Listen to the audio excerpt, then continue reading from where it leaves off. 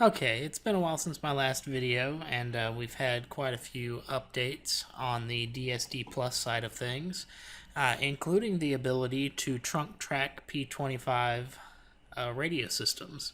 So today I'm going to be going through the various files and things that you need to tune in and monitor a P25 radio system. This video assumes that you have the fast lane versions of DSD Plus. I'm not 100% sure whether or not the non-fast lane ones are trunk tracking at this point, but hopefully you do have access to those. So anyway, let's start with a couple of gotchas that got me when I started playing with this, and one of those is that they have updated the FMP file to include not only AirSpy support, which is the FMPA.exe file right here, but also they updated it with FMP24 to support the full or a broader bandwidth of monitoring.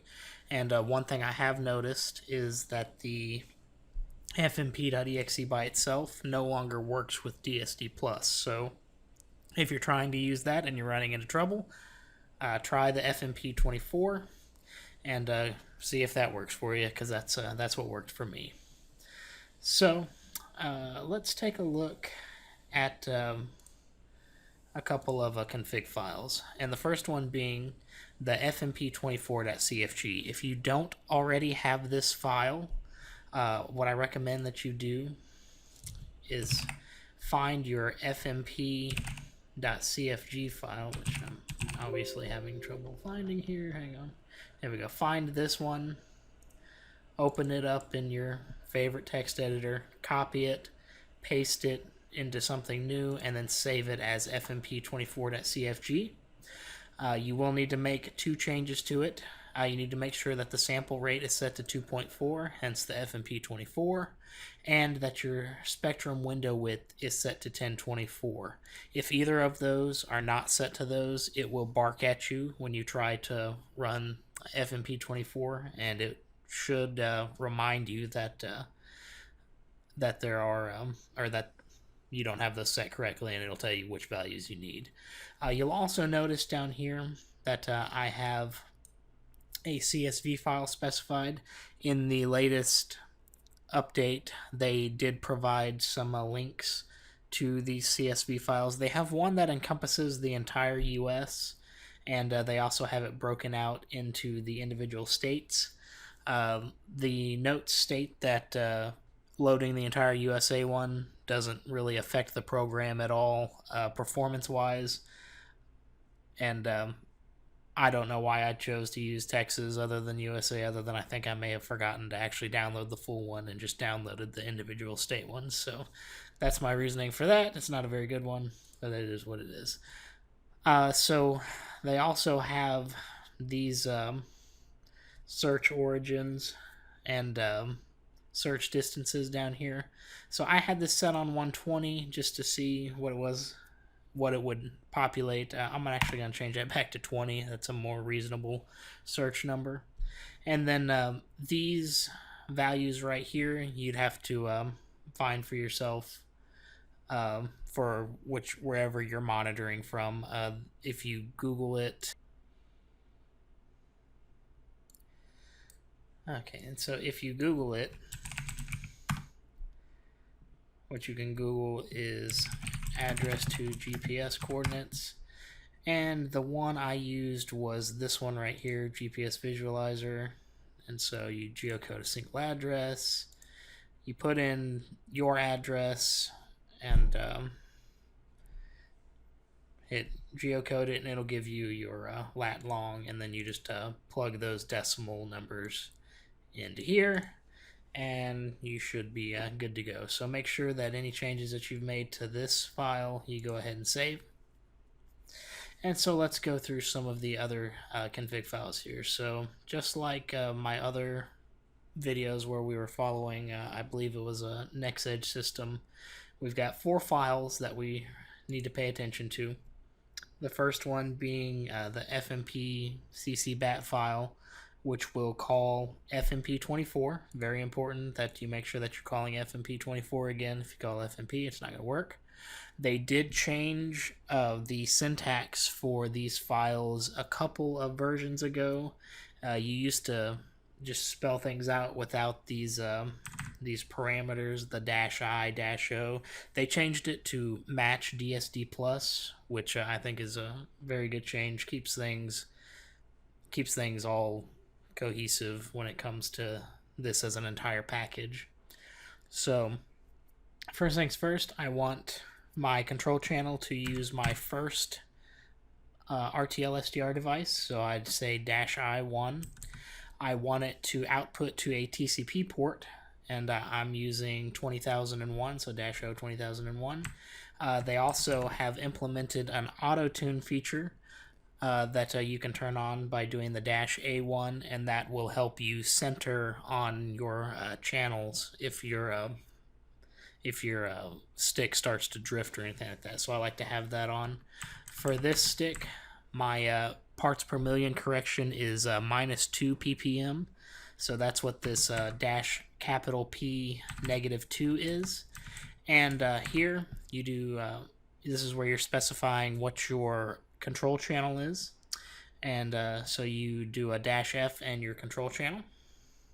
That's pretty self-explanatory. And now the corresponding control channel bat file here. So very similar to the past videos. As a matter of fact, I don't think I changed anything on this one other than to make sure that I was doing port 20001. So calling DSDPlus, telling it that it's going to be receiving control channel data, told it the port, put my log verbosity there, and then I have hard-coded values where I like the windows to come up. The important things for you would probably be just making sure that you have this section right here. The rest of these is really my preference, not necessarily needed. So what I'm going to do is I'm going to go ahead and fire up these 2 batch files so we can see what those look like in action. So let's go find those.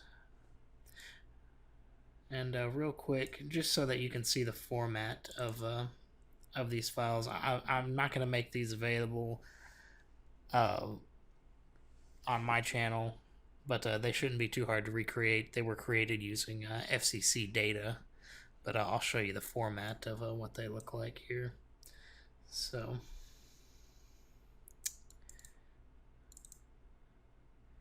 just a quick overview.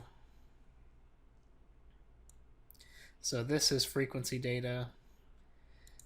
This is name information, and then there's address information, and then there's GPS coordinates, and then I believe these are emission codes. Yeah, separate emission codes for which state they're in, what emissions they're doing. So I'll scroll back through this a little slower so you can kind of see what's in here. Some of this stuff isn't exactly formatted too great, but it gets the job done. So you can go back and slow that down if you need to see that anymore. So I'm not sure what that column B is, but it seems to be all zeros. So just take note of that if you're trying to recreate this for yourself. Okay, so now let's back to what we're doing. Let's fire up control channel, FMP control channel. And here we go, we've got it coming up. If you'll notice, my frequency display window is a lot wider than it usually is. And that's because of that configuration setting that we did back in here, telling it the spectrum width is going to be 1024. I believe that's about double what it was. I think it was 512 previously. So I can see that I'm tuned to that control channel. Looks like I'm spot on. And even if I was a little bit off, I have auto tuning on, so it would follow that signal a little bit to the left or a little bit to the right if it need to. One thing I am also going to do is, while I'm looking at this, and I mistuned it, so let me just, I accidentally clicked on it, let me fire it back up again. No biggie there. Okay, so I'm going to hit the V key. And that was the incorrect key to hit. I meant to hit the C key, which means that it's going to trunk control/rest channel follow, which I believe means that if the control channel happened to go down, it would switch to the alternates until it found the right one. And I saw somebody post on the forums that without activating that, it may fall back to one of the alternatives if it was a higher frequency, but it would never go back down. And the fix that somebody mentioned was to make sure that you activate that channel following. So make sure you do that just in case. Okay, so now that's tuned and ready. I'm going to go ahead and launch my control channel bat file, and it's firing up over here. I've got data. Here's my event log, and you can see just from the one control channel, it knows what one of the secondary control channel is. I believe this one may have 2 secondary controls, and you can already see it populating TDMA data as well. So you'll see the main site channels and then the TDMA channels over here. And actually it looks like I'm looking at a different system than I normally look at. So hang on, let me find the correct system over here, and I'm going to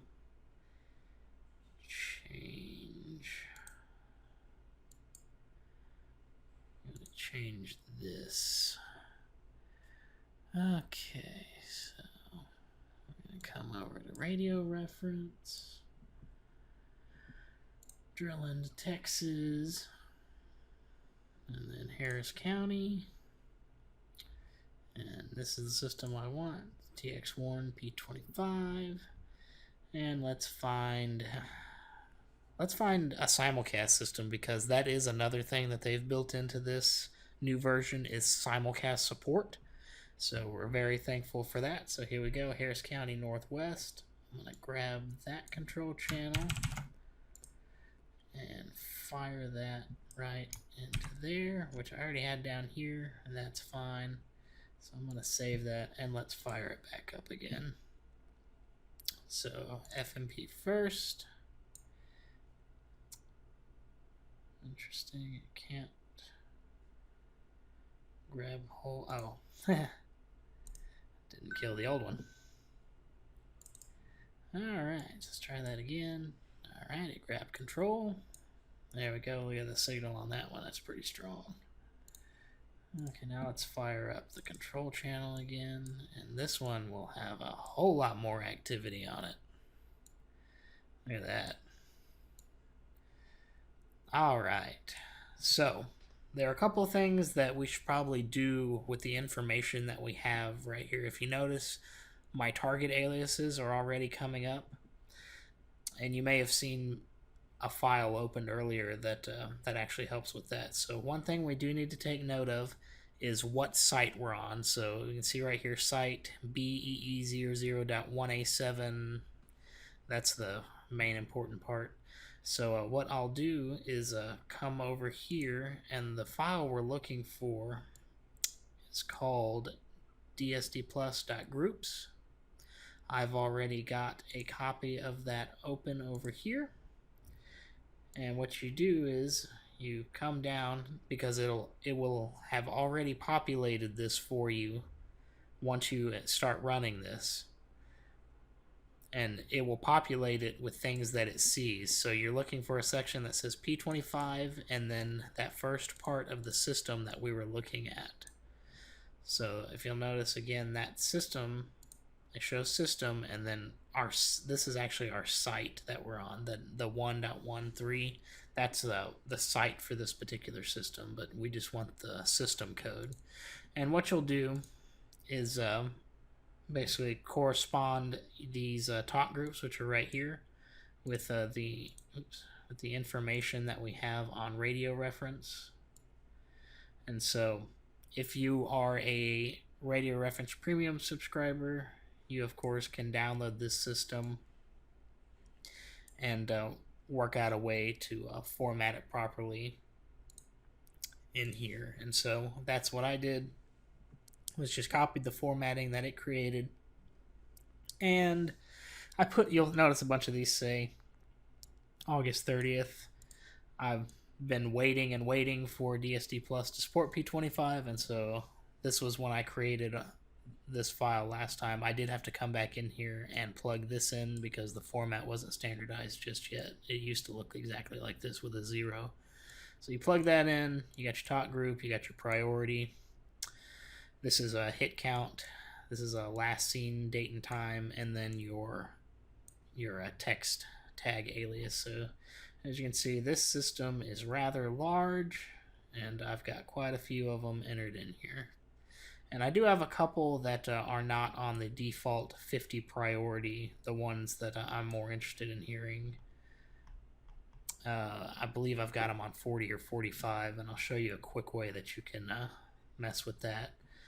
So if you are looking at the channel screen, and again, this has not seen too much, if any at all, TDMA traffic, but it will eventually. Probably by the end of this video, we'll see the TDMA column come up, and we'll start seeing a couple channels. Not every talk group on the system is TDMA enabled, but what I was talking about just a second ago with the priority was, if I see something on here that I'm more interested in, can't guarantee whatever's going to be up here is going to be up here when I click it, so we'll just click on a random one. So if I see something that interests me, if I left click on it, it lowers the priority number, which actually means that the lower the priority, the more priority it has. If I right click it, it goes back up. And so you can see there's one that I have on 40. That's a local constable. That is my area, so I have it on 40. I like to hear them over other things. So that's just that's a neat, quick way to edit that, or you can edit that text file if that floats your boat. So we have our control channel being monitored. We have the band plan being populated as we speak. We can see the control channel run. We can see all the traffic that's going on. And now, I'm not sure if I mentioned this at the beginning of the video, but one more assumption I'm making is that you do have at least 2 RTL-SDR devices. So I've got my one running right here watching the control channel. I have another one in waiting that will be running the voice channel. So let's take a look at those corresponding files. So you can see that as that's running, it's updating these hit counts and the last seen times. So let's take a look at the FMP for the voice channel. Now, again, we're got to make sure that we're using the new FMP24. We need to make sure that our output port is different than the one we're using for the control channel. In this case, I just went one up, so 20,002. I'm using -I2, which means use my second RTL-SDR device. I still want that auto-tune option enabled. This is an older RTL device, one of the cheaper plastic ones, and so its PPM is a little bit higher than 2. So I've got my correction there, -P88, and I told it to tune to the frequency 999. All nines there.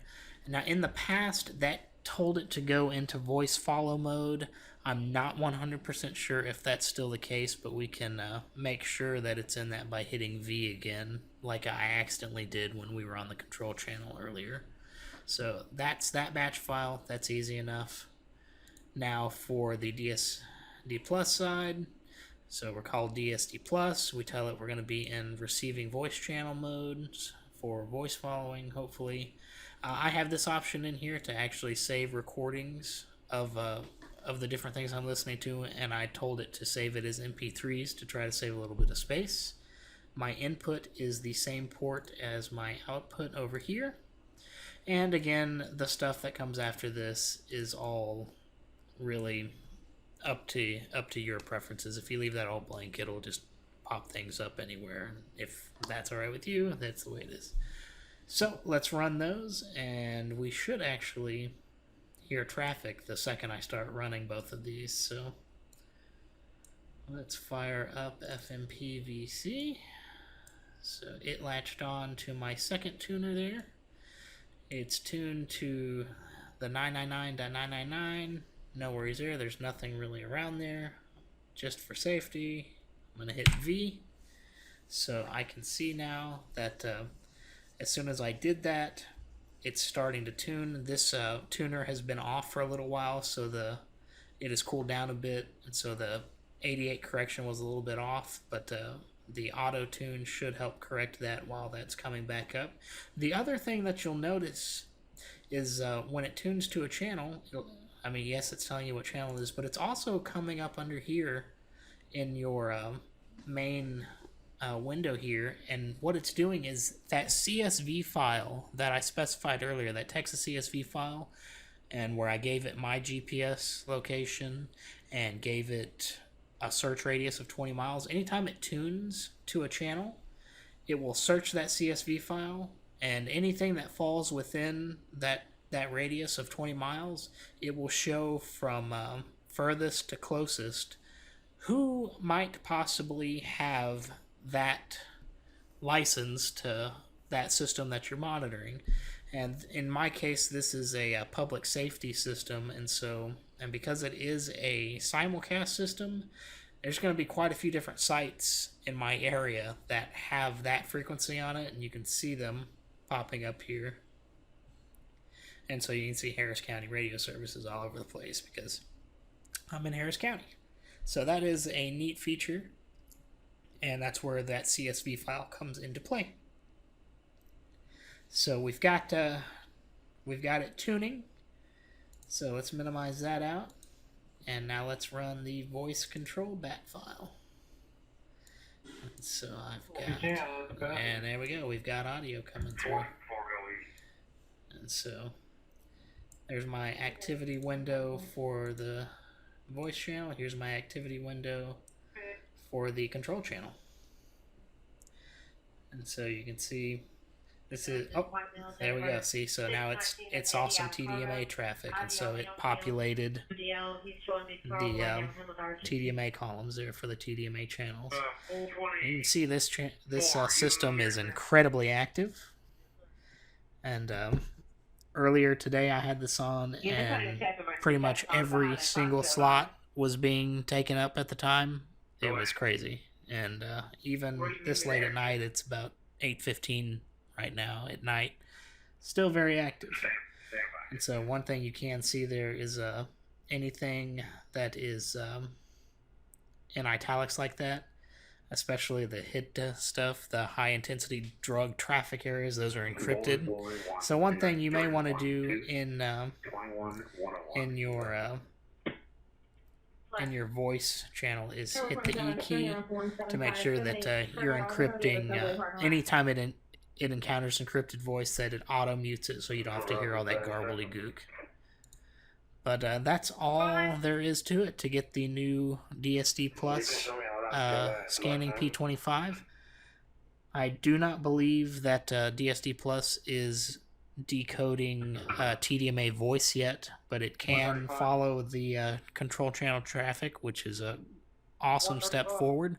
So it's been about 2-ish months since the last Fastlane release, so hopefully that's something that they're working on, and we shall see very soon. But I hope you found this video helpful, and I will see y'all next time.